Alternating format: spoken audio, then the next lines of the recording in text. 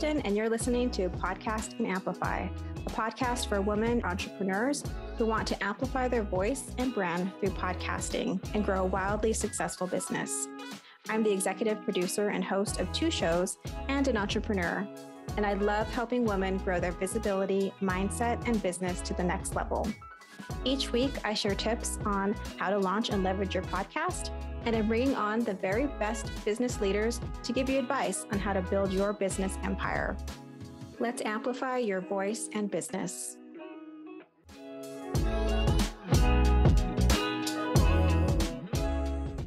Today, my guest is Jennifer Nagel, and I guess I'll give a little story about how we met. So I was actually looking for community. I was looking for a group. I felt ready, and I decided to kind of not be a Debbie Downer about it and to be more proactive. And so I went on Instagram and did a little bit of stalking. And I was trying to find people who I felt like they had a good vibe, they just felt aligned. And I stumbled upon Jennifer. She was like the second person I found. And we had a conversation, and she just so happened to be magical. And she was starting a community group. And everything she said about the group, I was like, yes, this is exactly what I want. So I am in the Success Revolution Society group, which is fantastic. And that's why I wanted to bring her on, because she's really great at facilitating community, building community, and just is a fabulous connector. So Jennifer, why don't you tell us a little bit of your background and how you came to be a super connector?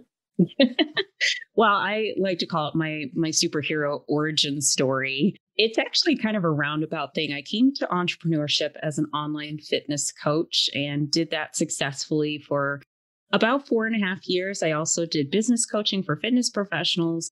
So, I love being an entrepreneur, but I wanted to do something else. I felt like, okay, I did this. I'm in the entrepreneurship game, but I want to change gears. And it took me a really long time to realize exactly what I wanted to do. So what I did was I thought about all the different experiences I'd had as an entrepreneur, and what I liked best. And I found that when I was in coaching programs or community groups or masterminds, that's when I had the most energy. I loved meeting new people. And what I really loved was introducing people to others, because there's just some sort of like personal satisfaction and that little buzz twinkle feeling that I had when 2 cool people met each other who may not have met each other otherwise.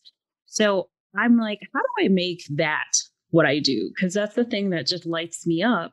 And a good friend of ours, Christina, was always saying, choose something that lights you up, that you get really excited about. And I'm like, do this. But then I'm like, how do I do this? How do you create a community? Because most people talked about memberships or networking communities, and they didn't quite seem to be that genuine, collegial, fun place that I wanted to create. So I think that it's funny, you said my superpower, how did I become a super connector? And I think, honestly, I like people. I like to see people do well. I like to see people connect with each other. And so I look for opportunities to bring people together all the time. And now I do it in a formal sense in Success Revolution Society. But honestly, if I were on the street or you met me at the grocery store and we talked in line, I would have been like, you know what? You should meet my friend so-and-so. That's just who I am. Yeah, it does seem like a very innate part of your personality is to just connect people. And I wanted to do this show because I know that I'm not the only one who is feeling like I was when I reached out, and like you were when you started your community and headed down that path of wanting that genuine connection and not feeling quite like you were getting it. It's so difficult online inside of a lot of groups that feel very spammy. It feels like no one's running this thing. It's like, well, who's leading it? And so when you had said that you would be actually facilitating, creating these opportunities to genuinely connect, I was like very excited about that concept. And I wanted to see what that looked like. So, like, what made you sort of take a step back and re-examine the traditional networking tactics? That's such a good question. And I think it's kind of rooted in how I came up in the business world. So I've had over 20 years of professional experience, and 15 of those were in higher education administration. So I was in a work environment for a really long time that was very formal, very, this is how you do things. And I think many of us who come to entrepreneurship want to break away from that, but we also carry those embedded habits in us. So when I was looking at a lot of groups and organizations and networking groups, it's like we're entrepreneurs, but we're still doing what we used to do in our old jobs. And I think about I don't want to say we've all, but many of us have had the experience where we've gone to an in-person networking event and you bring your big stack of business cards and there's like really bad punch and cookies and everybody's standing around in their Sunday best and you're, hello, my name is this person and I do this. Tell me what you do. And it just seems so hollow, we don't really connect. We exchange business cards. It's kind of like when I was in middle school, kids would be like, how many phone numbers can you get? It's really not about creating a relationship or a connection. It's just about getting some sort of result. And we sense that, right? I mean, when you're on the receiving end, I always felt like the person was instantly sizing up, what can this person do for me? And if they didn't think I was valuable to them, I could notice them like looking over my head, looking around the room, saying, well, great, it was nice to meet you. We'll catch up later. You've got my card. And gosh, I hated that. I hated that when I worked in my old job. And I certainly didn't want to carry that over to my entrepreneurship life. So I was just like, I really think that for me, the word that played over and over in my head was culture. And the one thing I knew was that culture is done on purpose. So you can't just say, I want to have a community and put up like your big manifesto and expect everyone to come into the community and, operate in the same way. It had to be very intentional. It had to be like I was thinking about how do we reinforce this positive, open, bold, and very genuine culture. And so the motivation just came from not wanting to feel like I was in this disingenuous, buttoned up, white man in a business suit networking thing. That's not how I work. And a lot of people that I know, that's not how they work either. So I just wanted to kind of slash that idea that that's how we have to operate in order to, quote, be professional. We can be professional however we want to, and we should be making relationships and not just contacts. Yeah, when you were talking about the old school networking, I felt this like pit in my stomach because that feeling of someone sizing you up and it being very transactional is like the worst. It just feels so icky. And that's one of the things that definitely do not miss about my professional networking days. And you're so right that, you really have to cultivate culture, right? Like it's something that you plant the seeds and then you continue to foster it and create, like bring people in and make those connections. So what is at the core of good networking then? So what is the opposite of what you described and how do you approach it? Yeah, a lot of times people think networking is this like outward thing, like I have to do this thing. And I think at the core of good networking is being really comfortable with who you are and not being afraid to express yourself in the way that makes sense. Most people don't believe this about me, but I'm actually really shy. When I was a kid, I could barely talk to people. It's very difficult for me to just be out there and be like, hey, I'm also very casual. I like to make really bad jokes. I like to talk about my dogs. I mean, yes, I'm one of those people with like two little yappy dogs. And if I had a cute little purse, I would probably carry them around in it. But the key is I had to get really comfortable with exactly who I am. So I didn't feel like I had to put on a mask and meet other people. And when I was in fact, I was telling it for the listeners, I was talking to you about, I just don't want to use my newscaster voice when we're doing this podcast, because there's something about being in a quote unquote professional or formal situation where a lot of us feel like we have to now be someone else. So the core of good networking is to really be comfortable with yourself, love yourself, and express yourself the way that you normally would, because you might cuss, you might have a really high squeaky voice, you might tell really crappy jokes or something, and you're going to attract the people though that really understand that. And that's what you're trying to do when you quote network. You're really just building relationships. So you have to come to the table as your honest, authentic self. And yeah, there are going to be people who don't like it, but you don't want to build relationships with those folks anyway. You don't want to fake it. You want to connect with some really cool people who light you up, who you enjoy. So the key is to constantly be learning about yourself, loving yourself, and expressing yourself. And my approach is a lot of personal development and just trying to relax and have fun and be who I normally am. And I ask myself, is this what I sound like if I'm talking to my partner? Is this what I sound like when I'm talking to my best friend? And if it's not, then I'm like, okay, why do I feel the need to put on airs for this other person? So it's a lot of just self-examination and knowing who you are. Yeah, I love that. Dropping the facade, dropping the pressure to be something that you're not, and having that sort of like, all of me is valuable, all of me is accepted. And you're right. If you can do that for yourself first, then, what you're projecting out there is going to be received by the right people. So what should we no longer be doing when we're on connection calls? This is one of my favorite topics because there's some lady somewhere clutching her pearls and gasping. Oh my gosh, why is she saying that?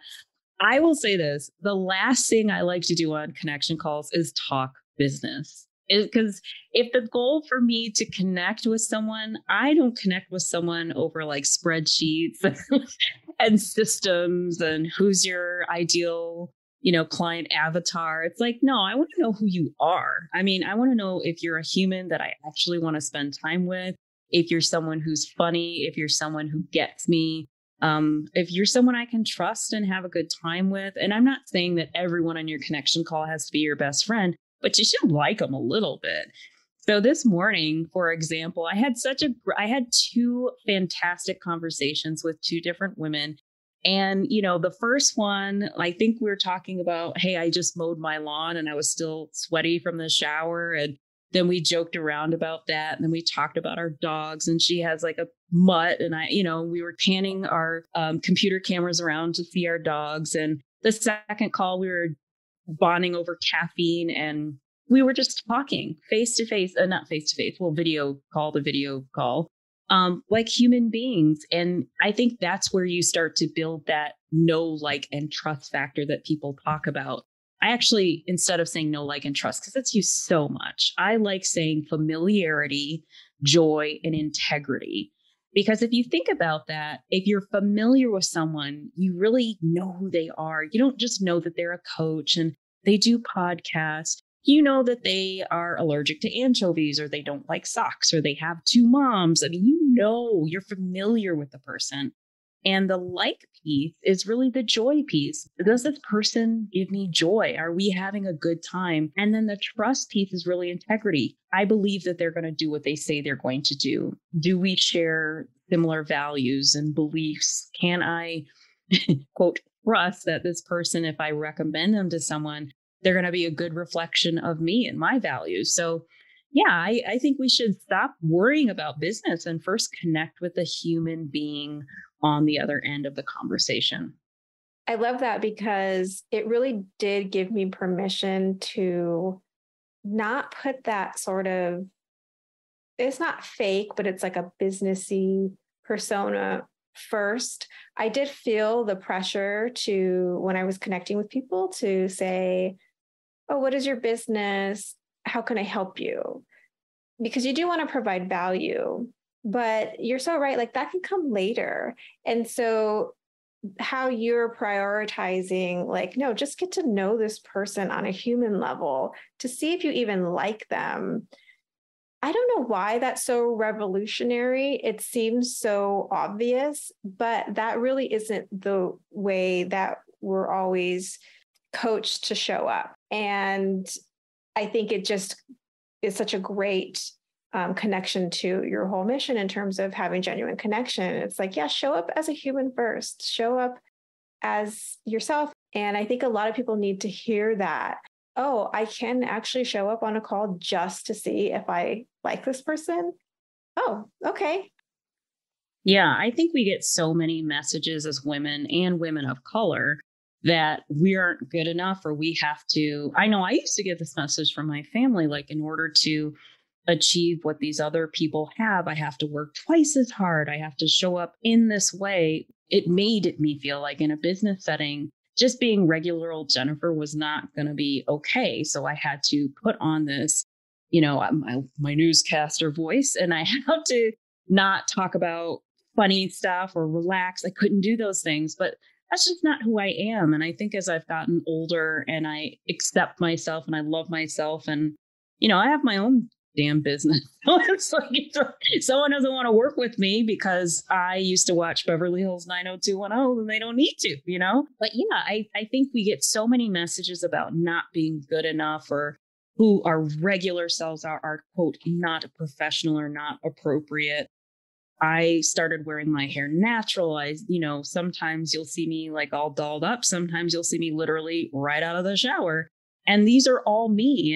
And I'm still that same person. I'm still the connector. I'm still someone with experience and knowledge and value. But I'm just going to show up as me. And we need to start normalizing that in our business conversations and our people conversations. And at some point, we'll just call them conversations. And eventually we'll learn about each other's businesses. But again, women of color, we are great exactly as we are right now. But we don't have to code switch basically to be professional and to, build great professional relationships. Yeah. And I think there's such a danger in creating this idea that you are wrong before you've even stepped into the room. You're already at a disadvantage. So we definitely have to flip that script, change that narrative. And I think we're working on it. I think we're doing a good job. So this has been a fabulous conversation. I always love talking with you. And what is your superpower? Ooh, that's a good one. I like to call myself the connection queen. And not necessarily because I'm like, everyone loves me and wants to hang out with me. But I do think that my superpower is the genuine way, my genuine interest in people and my genuine interest in wanting to bring other people together. I feel there's so much impact when we do things together. And I know there are a lot of messages on, you gotta do this stuff on your own. And absolutely, there are things that we need to do on our own. We have to work on our personal growth. We have to make decisions about what makes sense for us. But there's also a huge part of our lives, our society, our culture that's improved when we work together, especially as women, to solve problems, to lift each other up, to just to be. And so my superpower is seeing that and wanting people to come together and seeing the weird little connections that, you would see. I always joke around, like my partner and I are totally different people. We are very different people, but we work because inside there's just something that I knew when I first met him, that this is someone who's perfect for me. And I do the same thing in business. I'm a matchmaker. I'll be like, you guys have absolutely nothing in common business wise, but I just get this really great vibe from you, and you know who you should meet. And I love seeing the relationships and the collaborations and the impact and the power that comes out of those connections. So my superpower is being genuinely interested in people who would be great to be connected, who would be great collaborators, and putting them together. That is your superpower. I can attest to that. And it's so wonderful to be around. And I want to make sure that people who are listening know how to find out more about you. Well, I'm a big connector, so you better reach out to me. You can find me at jennifernagel.co/links. So that's my first and last name, jennifernagel.co/link. Great. We'll link to that in the show notes. And Jennifer, thank you so much for being here, spending time with us, and helping us to rethink how we're building our communities. It's been my absolute pleasure. And as always, I've always had a great time talking to you. Thanks for listening to this episode of Podcast and Amplify. If you love the show, make sure to subscribe so you don't miss an episode. And the best way to support this show is by sharing, rating, and reviewing the podcast. For those of you who leave a review, you'll get the chance to win a 30-minute strategy session or a mini audit of your existing podcast. Thanks for listening, and remember, your voice and what you have to offer is needed in the world. Until next week, take care.